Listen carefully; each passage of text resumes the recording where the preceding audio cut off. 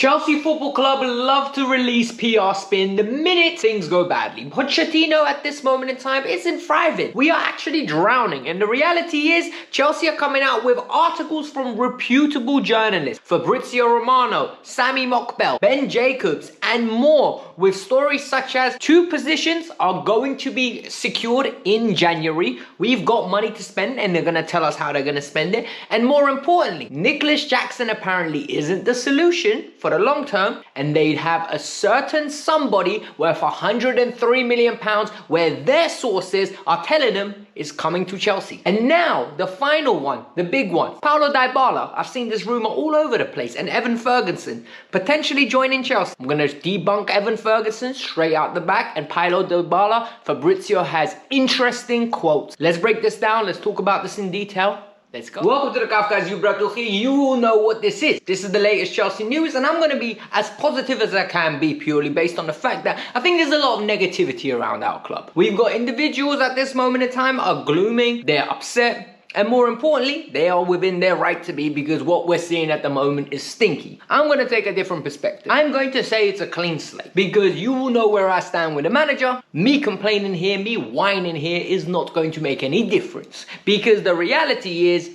I've got no power or control over what's going to happen. But I can bring you the news that you guys are wanting to hear and needing to hear, and sometimes accepting to hear in a positive manner and a nice light. So what I'm going to ask from you guys before we get started is hit the like button. I want to get 1,000 likes on this video. It's a great way for other people to see this video by you lot supporting the cause.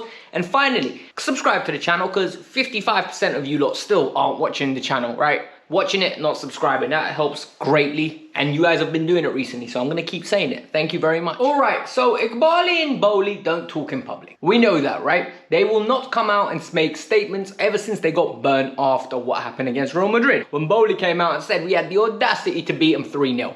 We know what happens when Chelsea have bad nights. Chelsea have a bad night, within 48 hours, whether it's night after or the one after that, there will be a story from the big journalists, the Ornsteins, the Sammy Mockbells, the Fabrizio Romanos, Ben Jacobs, that come out with very interesting stories. Story number 1 regarding the future from Sammy Mockbell of Mauricio Pochettino. At this moment in time, unless something catastrophic happens, we're 10th, mate, we are not going to sack Pochettino.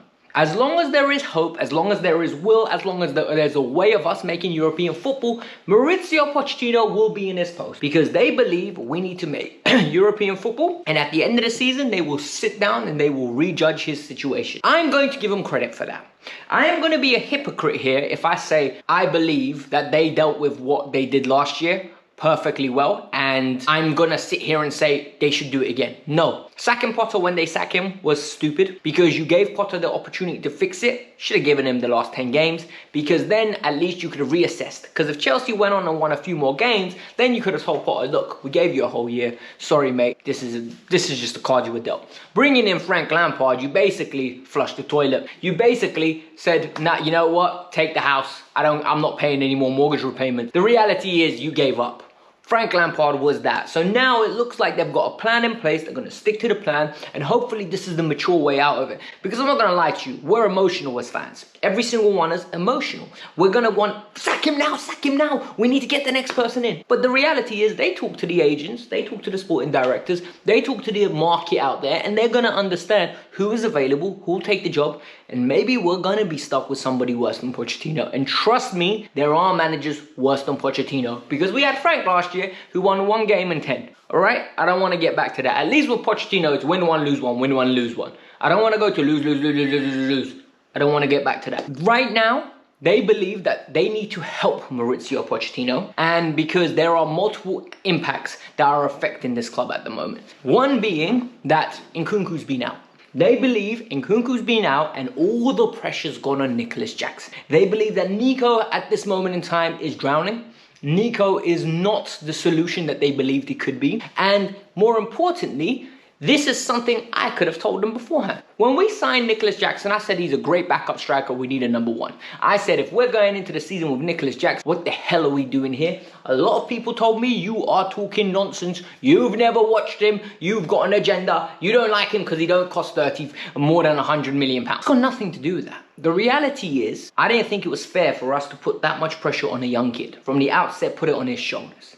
And this kid, in my opinion, has done a very good job for a 22-year-old. He's leading the line, he's scoring goals, he's got a decent amount of assists, he's got good personality, he's a good footballer. He's a footballer, he's just not clinical in front of goal. And you know what, in the long term, if he ends up like Salomon Kalou for us, where he gets us 12 to 15 goals a season off the bench, starting games here and there, I'm going to love him very much, and I'm going to say this guy's going to be a Chelsea great. Because we remember Salomon Kalou to this day because of what Salomon Kalou contributed to winning teams, and more importantly, of what he won. So if he has a career like that, we'll be grateful. They also are saying we need to get replacements. And who are these replacements? We'll talk later in the video. But there are two things that they've not liked. Number one, the underlying data. They think the underlying data is good and it's better than Potter's, but we need to start seeing results, and that makes total sense because we're all saying that.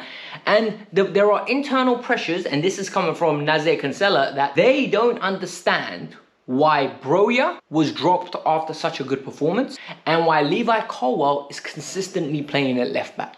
In Pochettino's defense, Broja is broken, right? He comes back, plays 2 games, gets injured. We kind of have to manage. What I want to say is, why don't you play David Washington? We spent all that money on him. He's evidently a number 9.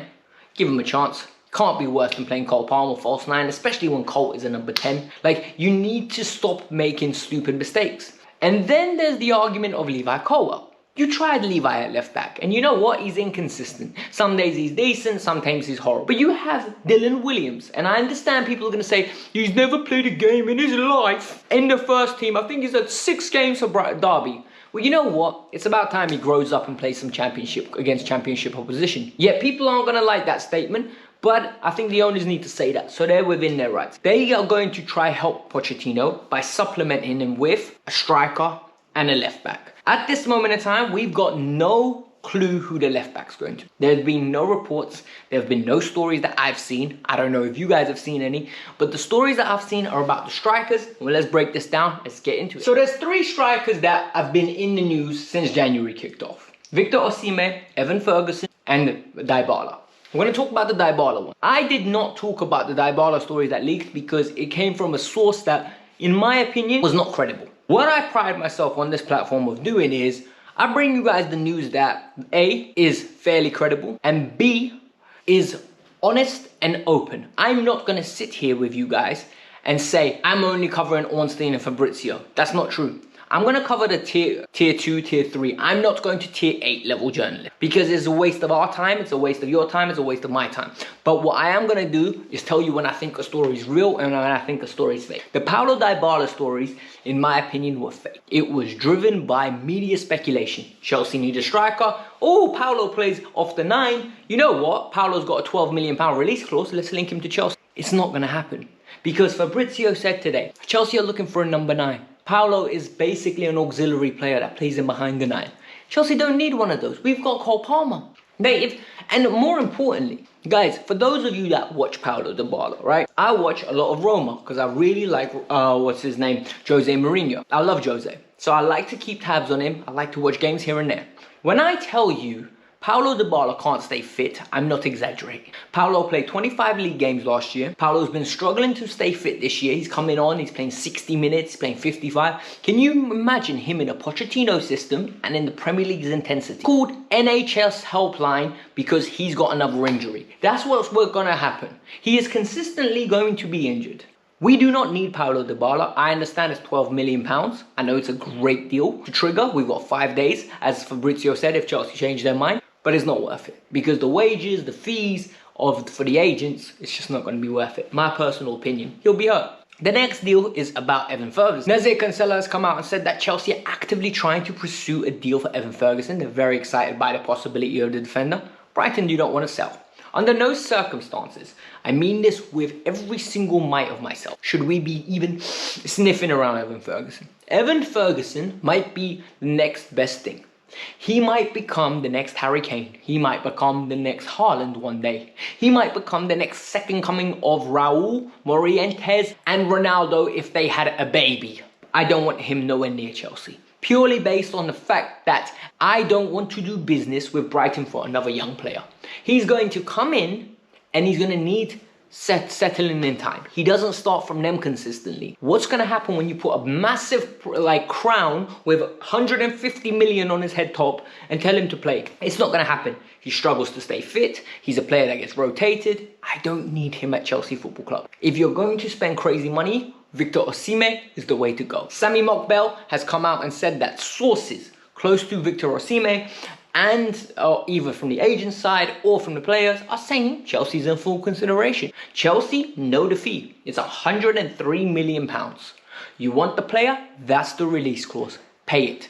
Chelsea need to make European football. We do that, I'm telling you now, with the contacts we have to the player, with the accessibility we have to the player through whether his desire because of his friends and him being Chelsea fans and him having an affinity with the African players that have played with Chelsea in the past. There's a pathway there that he wants to follow. He wants to be the next Didier Drogba of Chelsea Football Club. He has a relationship with Mikel. We've seen it. We know that we can pay money. People are like, oh, Chelsea have got a new policy. They won't break the bank. Chelsea will break the bank for a Victor Osimhen. Chelsea need 3 players and a manager that plays players in the right position, and Chelsea are going to be a serious threat. Let's be honest, let's be open, and let's be transparent.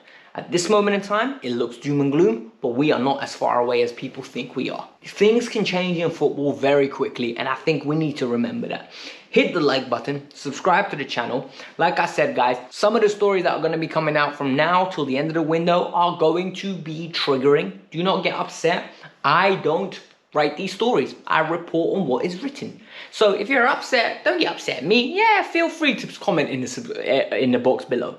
It helps the algorithm. I appreciate it. Feel free to like and subscribe because I'm going to be here entertaining you guys consistently. Peace out. I'm out. Have a lovely day.